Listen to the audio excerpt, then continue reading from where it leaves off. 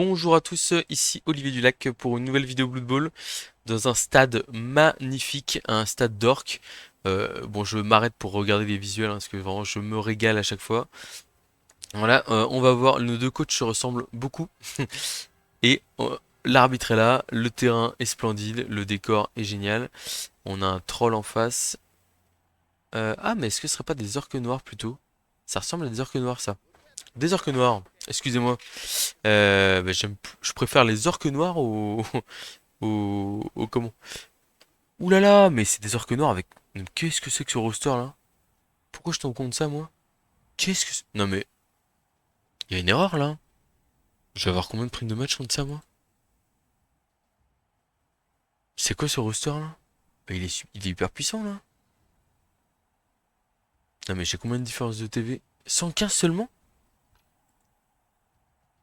Je suis choqué. Ah, parce il y a quand même deux orques noirs niveau 5 et 7, 5 et 7 là? Bloc, tac, châtaigne, garde, marteau pilon, juggernaut j'imagine? Et là, châtaigne, bloc, tac, garde, châtaigne, garde, garde, stabilité, stabilité.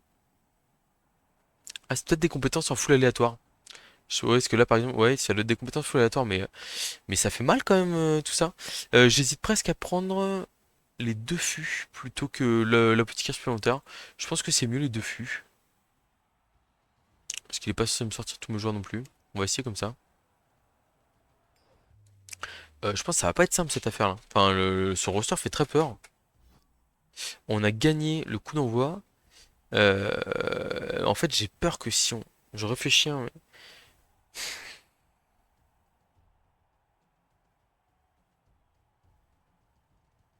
fait, j'ai peur que si on attaque face à ça, il nous met 3 orques noirs sur la losse et basta.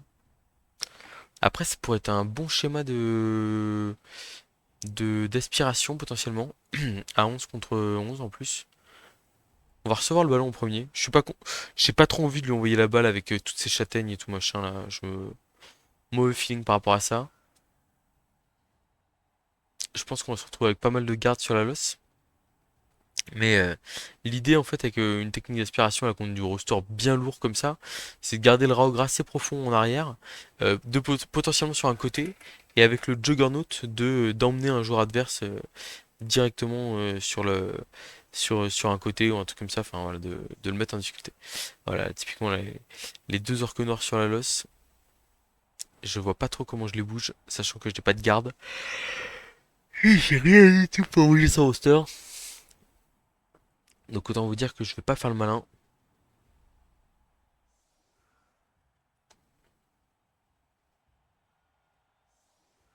Eh bah il a une sacrée belle équipe, hein, purée. Mais je pense que c'est des compétences tirées full aléatoire tout le temps, j'imagine. Il a un solitaire gobelin. Nous, on va aller taper de l'autre côté sur le gobelin qui est pas solitaire. Mais là, globalement, on va réussir. Mais c'est bien stabilité, ça. Ah, c'est Juggernaut. Oh là, mais c'est nul, ça. Ah, Juggernaut, c'est pas pareil que... Juggernaut, ça me donne presque envie de le taper, quoi. Bon, après, le problème, c'est le Trollgarde. Trollgarde, j'ai pas trop de moyens de le gérer. Non, mais on va rester sur le plan de base. On va pas trop investir de ressources là-dessus. Clac. On va faire une petite boucle de 2 ici. Une petite boucle de 2 là. Le Rogre, on va le mettre du côté de la moins superstar des superstars. Ici, le coureur bloqué esquive glissade contrôlée, c'est lui qui va prendre le ballon. Toi, c'est toi qui va blitzer là-bas le gobelin. Clac, clac. Là, on se met ici et ici pour éviter d'avoir à être collé à dire que noir. Et là, on a deux rideaux très corrects qui, en cas de blitz, nous permettent de s'en sortir. On va juste protéger le tacleur quand même ici, parce que mine de rien, il peut être utile contre des orques noirs. Ah, et le plan de jeu, il est simple. Ça va être aspirer l'adversaire vers nous. Oula. Oh bah, ça c'est un coup de bol. Alors là, ça change peut-être un peu la phase de jeu. Parce qu'on pourrait être tenté d'aspirer, mais potentiellement de tenter l'agression là-bas à plus 4 sur un l'arc noir. Je suis un peu hésitant sur quoi faire. Genre on met un coureur là. On met un trois quarts là. Attendez, mais même on peut faire un truc de fou là. Enfin, un truc de fou. Pas forcément, mais on peut rapprocher de la touche, on va dire, et le mettre en difficulté. Bon, c'est pas le cas, on va prendre le bloc. Ok. Du coup, lui, il va pas servir ici. Ouais, on va juste se replier. Donc, la technique de l'aspiration, c'est quoi? Vous l'avez déjà vu. C'est le fait d'attirer l'adversaire dans son terrain pour le forcer en fait à jouer sur toute la longueur du terrain et profiter de votre vitesse qui est largement supérieure pour, pour tout simplement réussir à le contrer derrière quoi. Donc là par exemple l'idée c'est quoi là? Il aura un blitz à 2D ici avec peut-être son. À quoi qu'il ira taper mon coureur d'égout, je sais pas. Mais enfin bon, il va pas avoir de blitz très très intéressant sur la première partie du match quoi.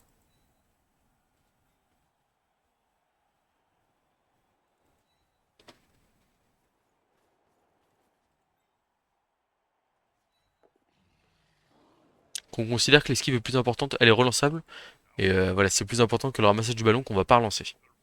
Bon, on a la balle, et donc là on va, en fait c'est, d'habitude on dit souvent qu'en défense on est en réaction de l'adversaire, bah l'attaque en inspiration c'est un peu, enfin l'attaque façon inspiration, technique de l'aspiration, dites-le comme vous voulez, c'est un peu la même chose, c'est-à-dire qu'en fait vous attendez l'adversaire dans votre terrain, vous voulez, enfin vous voyez ce qu'il fait, est-ce qu'il joue de manière agressive, est-ce qu'il vient dans le terrain, est-ce qu'au contraire il fait une ligne au milieu de terrain pour protéger ses joueurs, etc.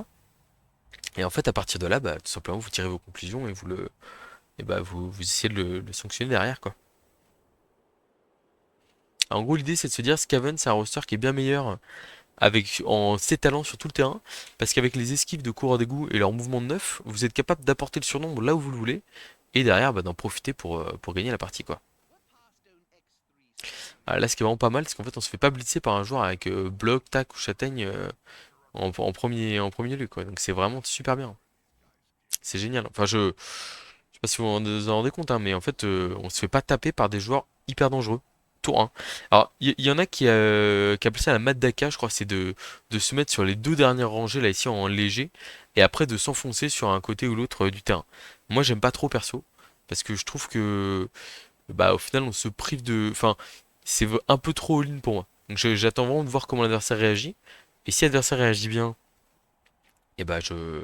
Enfin voilà. Là typiquement là, il a une technique très passive. Donc moi en fait ça me va presque, hein. C'est-à-dire que limite je peux. Là potentiellement je peux ramener trois joueurs là, taper et puis rester en arrière. Enfin, c'est très très chill pour moi là.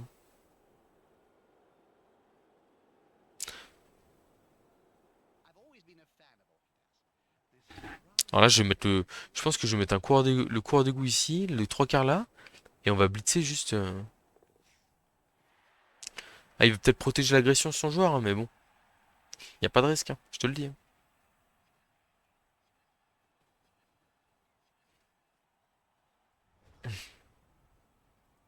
Donc là, le trois quarts Scaven, on le met ici.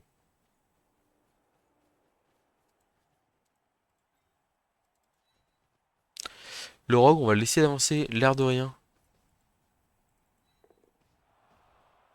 Un 2 3 4 paquet, paquet. En gros, ce qu'on veut, c'est potentiellement mettre un orc nord dans le public. Tac. Donc, on va mettre deux joueurs devant histoire de protéger un peu.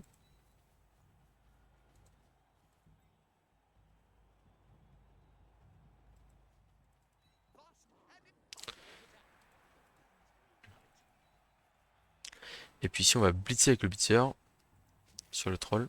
Quoique, on peut bloquer et après blitzer à la rigueur avec le 3 quarts si on fait double flèche. Ah, il a pas le bloc. Ouais, le point favorable du blitz, c'était que c'était pas mal pour le faire revenir vers nous, mais bon, c'est pas. Enfin, ça nous permettait de nous replacer plus facilement. Mais bon, c'est pas dramatique non plus.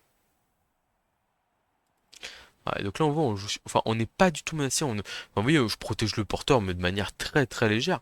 C'est vrai, je suis pas du tout inquiété. C'est-à-dire que Je suis dans mon terrain, et en fait, au lieu d'essayer de percer en force et de me retrouver bloqué, soit de devoir passer avec des esquives, soit de me retrouver forcé à marquer tôt, et en fait, je prends mon temps, je suis dans mon terrain, et croyez-moi, je vais pas avancer de sitôt.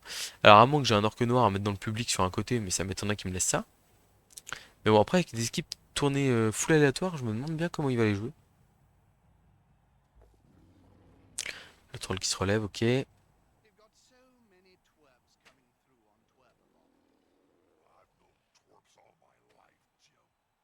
En fait, l'intérêt ici aussi, c'est que si blitz, quel que soit endroit où il blitz, du coup, il laissera probablement un espace pour aller taper un gobelin. Peut-être. C'est pas sûr, hein, mais bon. Il peut y avoir une opportunité. Ah, il joue qu'à deux relances aussi, hein, j'avais pas vu ça. Ok, donc il blitz le blitzer ici. J'espère que l'armure plus solide va nous protéger.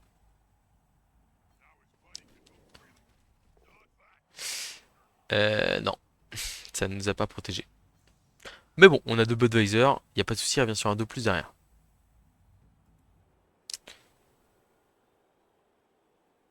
C'est très lent, Orque Noir, hein, c'est très très lent.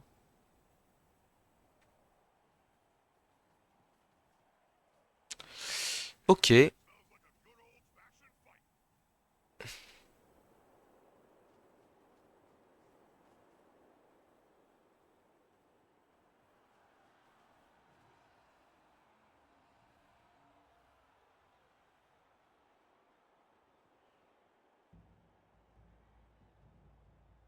bon, bah, on va reculer, hein. Y a pas à réfléchir hein, ici.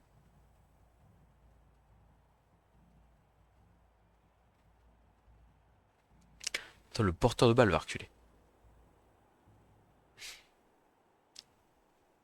En fait, l'intérêt, c'est de se dire, ouais, si on passe la ligne d'orque à un moment donné, on a envie qu'elle soit loin derrière, quoi. Et donc là, potentiellement, ça nous donne par exemple un blitz intéressant sur le petit gobelin ici, là, qui dépasse.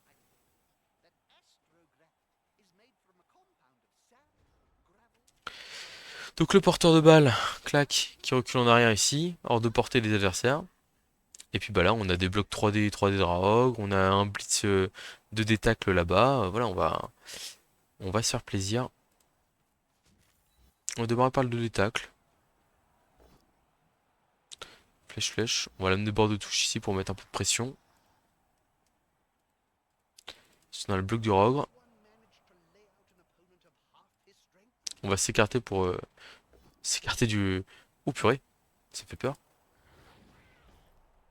Et voilà, hop là, un petit KO. On rend coup pour coup. Alors, là, il y a le garde qui nous gêne. De qu'est-ce qu'on a envie?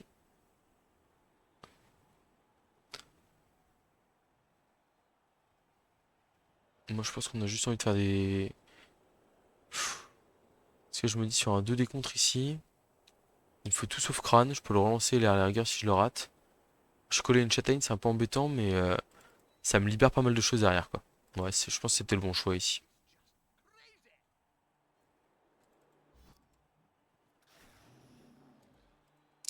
On a un 3 quarts qui va prendre un peu d'espace derrière. Clac, on va envoyer deux coureurs d'égout ici qui se replacent quand même très facilement ici. On a un pause parfait. Bon, ça c'est quand même pas mal. Donc là ici on a une esquive pour venir couvrir un peu le rogue. Je sais pas s'il va préférer défendre à la rigueur, on peut même faire non, le coureur d'égout arraché la balle, on en a trop besoin donc on va le mettre ici pour l'instant. Et là, vous voyez, en fait, on prend tout le terrain, le porteur de balle est hyper safe, et on va voir ce que l'adversaire ça fait. On va probablement reculer. Enfin, là on a avancé un peu, mais il est probable qu'on prochain tour, on recule un petit peu, hein. Je sais pas s'il va préférer taper les coureurs d'égout, parce que, en fait, là, il a le choix entre blitzer au centre avec son tueur sur nos coureurs d'égout, ou. Ouais, le Raogre, il est loin, hein. Il a le gobelin là-bas qui est aussi en difficulté, donc il peut potentiellement vouloir le sauver. Ah, d'accord, donc il va sauver le gobelin.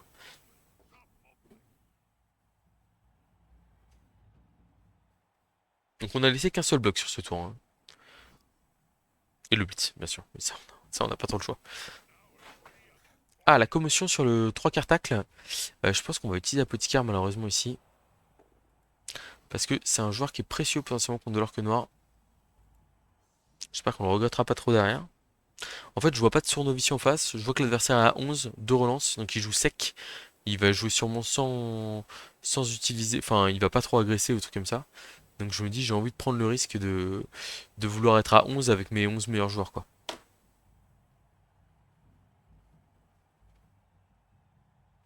Ce qui est pas mal aussi en jouant aussi large, c'est qu'en gros, comment? Le troll adverse, c'est pas enfin, pour l'activer, il est obligé de faire faire des jets sur un côté ou trucs comme ça, et qui sont un peu embêtants pour lui. Ok, il va du côté du gutter. Donc là, il va nous laisser une ouverture, je pense, côté gauche, hein. Ouais, ça me surprend pas trop.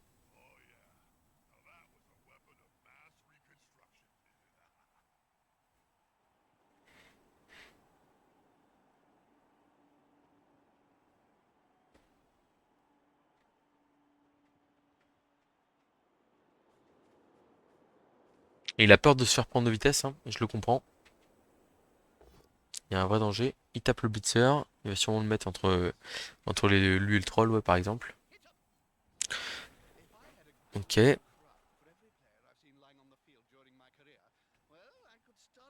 j'allais dire, il va pas piétiner, hein, ça va pas la tête.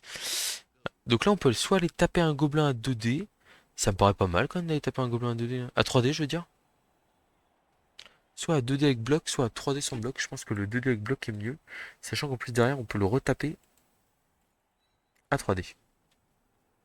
Cogner avec le porteur de balle, hein, mais on va reculer derrière, vous inquiétez pas. Pas d'embrouille. Eh bah tenez, blocage. Quelle belle compétence. Eh ouais, mais en fait, le fait. Enfin, je répète, hein, je veux pas faire le mec qui veut donner la leçon, hein, mais le fait de jouer hyper profond sur son terrain comme ça fait que le joueur adverse est obligé, s'il veut avancer vers nous, s'il veut nous mettre un peu de pression, il est obligé de jouer autour de nos joueurs, hein, tout simplement. On va pas faire de paquet ici. Ah, voilà, hein, enfin, alors, le pire c'est qu'on a vraiment, enfin, vous allez me dire, ouais, tu nous parles tu, tu nous parles de comment? Merde. Euh, tu nous parles d'aspiration, mais au final, t'aspires pas grand-chose là. Alors, c'est vrai que pour le coup, voilà, mais en fait, il y a quand même énorme. J'espère que vous voyez tous les avantages, à savoir, le bloc de l'esquive me paraît plus important parce qu'on va le relancer, alors que l'esquive, on la relancera pas si on la rate. Clac, on va le mettre ici. On va aller juste au contact. Voilà. Voilà. Donc on continue tranquillement. On a un bloc qui est très bas, porteur de balle qui est très bas, et on a la vitesse, hein, de toute façon pour rattraper derrière. Et voilà. Et en fait là, on est une équipe en face qui est. En fait, il y a des joueurs. Là voilà, la superstar là ici, là niveau 7, elle est monstrueuse, hein. Voilà. Mais enfin, dites-vous qu'il a plus de joueurs sur un joueur que moi sur toute mon équipe. Voilà. Mais le truc, c'est que en jouant l'aspiration, bah, du coup, on diminue l'impact. En fait, ces joueurs-là, ils sont hyper forts dans la mêlée. Au milieu de 3 4 joueurs adverses, avec leur garde à eux, qui leur permettent de mettre des 2D, 2D, 2D, 2D. Alors, il y en a qui vont me dire, ouais, mais il a eu arbitre officieux, machin. Enfin, sauf qu'il y a une autre star du même acabit de l'autre côté. Ah bah d'ailleurs non, la méga star, non ouais, si, l'autre star était de l'autre côté et pour l'instant elle a rien fait quoi. En fait, en aspirant comme ça, on limite le nombre de blocages aussi qu'on subit et en fait, voilà, là par exemple, il peut pas utiliser tous ses joueurs. C'est-à-dire qu'il est obligé d'en laisser un à l'arrière pour couvrir au cas où je m'infiltre. Alors là, il va mettre 2 dés sur un gutter. Bon, il a eu un pot, c'est 55% de chance, hein, c'est pas cadeau quoi.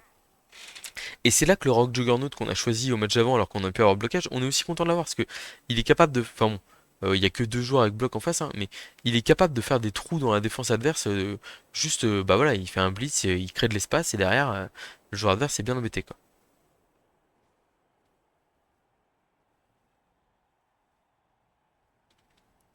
On est tour 5. Je pense qu'on va avoir une belle opportunité d'accélération à gauche du terrain là. À mon avis, c'est le bon moment pour y aller. On a 2 orques noirs qui sont hors jeu, le troll qui a personne collé à côté de lui. Je me dis pourquoi pas. On a les 4 coureurs d'égout qui vont pouvoir se faire la malle. Il n'y a pas de tacleur. En plus, là, il vient de mettre 2 joueurs. Enfin, il veut protéger son. Il veut, il veut nous empêcher de relever le blitzer, mais là, on va juste blitzer au rogue en fin de tour ici. Et puis basta quoi. Alors, on va éviter bien sûr ici de se mettre à une case de la touche, comme ça. On avance de 9 cases tranquillement. Mais, enfin, Voilà, en fait, 4 tours. Regardez la Laser Connor là. Ils sont 4 cases, 5 cases dans mon terrain. Sa superstar 5 cases dans mon terrain ne sert. Enfin, ne sert pas à rien, mais vous voyez bien qu'elle est pas très utile, quoi. Clac. Là, je me bloque la route ici. On va aller ici avec celui-là. Voilà, on prend juste quelques cases d'avance. On va blitzer au rogue tranquillement. On tapera le 3 quarts si on fait As. On fait pas As, parfait. On a un pot, très bien. On le ramène en arrière.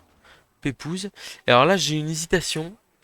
C'est que on peut faire ça ici et aller taper la star adverse pour retenir encore plus de joueurs. Voire même me mettre là ici. Ça me paraît quand même pas mal. Ça me paraît pas mal dans le sens où là, je suis une esquive 3+. Et on a 2 dés sur son joueur. Et on le relance si on le rate, je pense. Je pense qu'on le relance. On a 3 relances. Encore, on est tour 5. Je me dis, ça peut nous faire gagner encore plus de temps. C'est pas mal. C'est vraiment pas mal. Est-ce qu'on... Non, on va le mettre au contact du 3 quarts car sans rien là. On libère nos joueurs tranquillement. Et donc là, on va même se permettre le luxe de replacer un 3 quarts. Voilà. Et là, on a aspiré l'adversaire à droite. Enfin, dans notre terrain. Il y a une faille à gauche. On s'infiltre. On a 5 joueurs. Enfin, qu'est-ce que vous voulez qu'un orque noir seul nous arrête là sans... avec la compétence de Juggernaut? Enfin, c'est vraiment. Je pense que c'est le schéma parfait. On limite énormément. Enfin voilà, là encore un tour où le mieux que l'adversaire puisse faire, c'est un blitz. Et même pas, soit il blitz avec un de ses meilleurs joueurs, mais sur un de nos joueurs qui sont vraiment pas terribles, soit il blitz un de nos joueurs, par exemple, qui peut blitzer le Raogre. Mais ça, enfin, là, un 2 3 4 2 paquets, enfin. Ah voilà, bah non, oui, du coup, alors, bah, il le blitz pas avec un de ses meilleurs joueurs. Et là, par exemple, il le blitz avec un joueur qui a pas bloc. Du coup, bah, nous, on est bien, hein. On est super bien.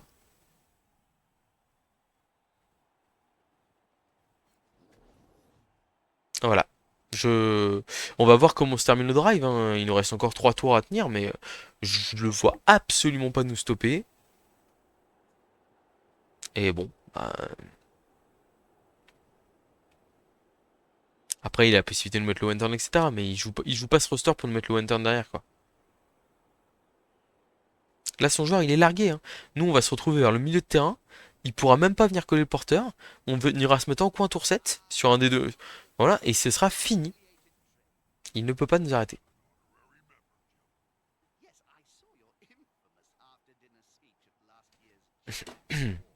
Alors après, c'est pareil, il y en a qui me diront le niveau de l'adversaire, machin, machin. Bon, enfin, à un moment donné, moi, je peux pas non plus. Voilà, enfin, mais pour le coup, le joueur adverse a une équipe qui est plutôt sympa. Et juste, bah voilà, quoi, ça passe pas. Et là, le problème, c'est que là, s'il envoie un deuxième gobelin ici, moi, je blitz avec le blitzer pour me replacer. Et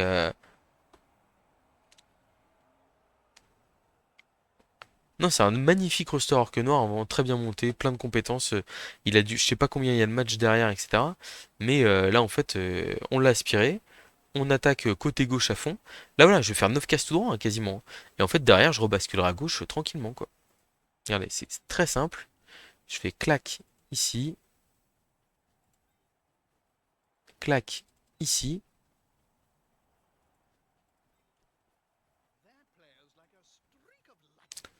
Voilà. Donc là, on a notre rideau qui est en place. Alors, il peut nous envoyer un cours il peut nous envoyer un gobelin 1D, mais je vous avoue que enfin, je me sens pas du tout en danger. Là, on commence déjà à se placer pour le prochain tour. On ira balle contrôler potentiellement de l'autre côté. Là, et là, la superstar, elle est hors de portée de mes coureurs d'égout. Enfin, c'est ça la réalité, hein. On va blitzer un gobelin parce qu'on a une opportunité de nouveau sur un gobelin. Bon, belle réussite sur les gobelins quand même, hein. Mais voilà, et c'est, enfin, on va aller couper l'aile là sur la star. Ou alors, au contraire, on va partir de l'autre côté. Entre les deux, on part au milieu, comme ça, s'il veut venir nous blitzer, on peut balle contrôler tranquille là-bas. Le Rogue ici, il a 2 dés, pépère. Hop là, on écarte les orques noirs. On garde bien les 2 cases d'écart ici pour être tranquille sur la suite. On a fait un 1, c'est pas grave, on relance pas. Voilà. Et là, on démarre un nouveau tour. Qu'est-ce qui se passe? On a laissé 0 blocage à l'adversaire. C'est aussi simple que ça. Vraiment, enfin, Je pense que là, en termes de tuto sur la méthode d'aspiration, je peux pas faire mieux. Et pour vous vanter ses mérites, en fait, comme vous prenez toute la largeur du terrain, enfin toute la longueur du terrain surtout, l'adversaire ne peut absolument pas vous suivre partout. Et là, voilà, on le voit. Qu'est-ce qu'il, enfin là, il peut rien faire. Enfin, ne rien faire. Mais voilà, là, enfin, qu'est-ce qu'il va faire? Il va coller son arc noir ici. Enfin, il y a aucun espoir.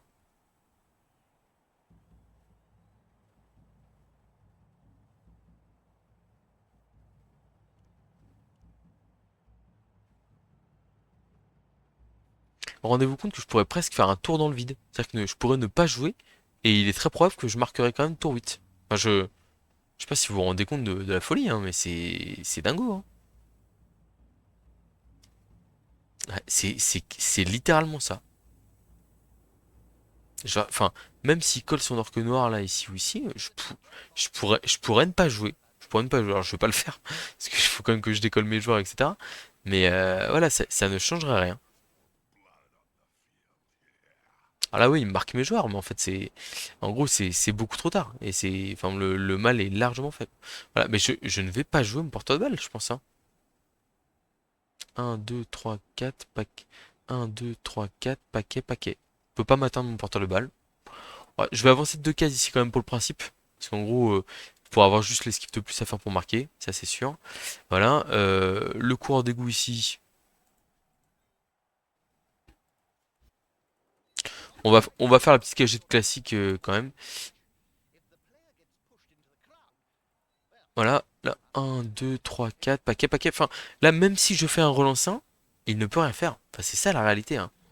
C'est- Voilà. Et là, on aura une esquive de plus relançable tour 8 à faire pour aller marquer. Au pire. Là, on va blitzer au Raogre ici, je pense.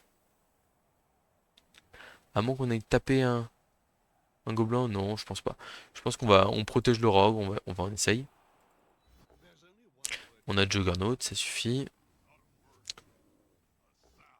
Ah, on n'a pas réussi à le faire tomber. Mais bon, on l'a emmené un peu plus loin. Que, à la rigueur, on va peut-être relever ce joueur-là pour éviter de se faire taper notre Raogre trop facilement. Là, et puis ici, on esquive tranquillement. On a deux relances, on n'a qu'un seul joueur collé, donc on va pas, pardon, on va relancer là. Ça, on va pas prendre beaucoup de risques sur le tour 8. Bon là, par contre, cette fois-ci, on relance pas, on garde la relance précieusement. Voilà.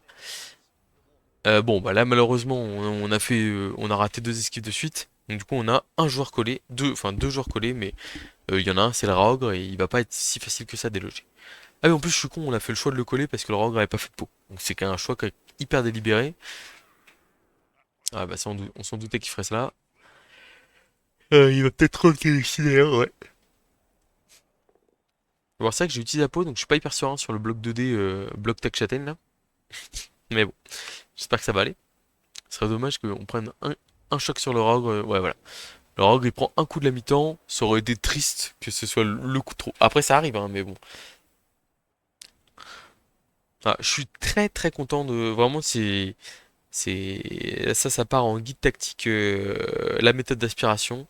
Je pense qu'on peut pas faire mieux que ça, tout simplement. Donc voilà. Après, vous êtes jamais à l'abri, hein. La méthode d'aspiration, elle repose quand même pas mal, par exemple, sur les esquives de Gutter. Et j'en ai pas fait trop. Enfin, en gros, une fois sur 36, vous faites un relancin. Alors, bon, là pour le coup, enfin, j'ai pas comment. Euh, J'en ai pas fait pour l'instant, mais c'est vrai que ça peut arriver, quoi. Je pense qu'il va vouloir vomir, mais ça serait mieux de taper pour forcer l'esquive derrière. Un petit KO, ok. Ah, on va même pas avoir d'esquive à faire tour 8 pour marquer. Alors, pas que je sois déçu, hein, mais juste, j'espère vraiment que vous aurez bien capté là. Ah si, quand même, une esquive. J'ai eu peur. Petit bagarreur. Ah, qui va chercher un pot.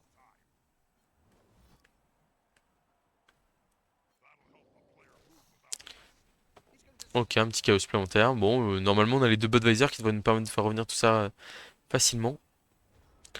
Pa, pa, pa.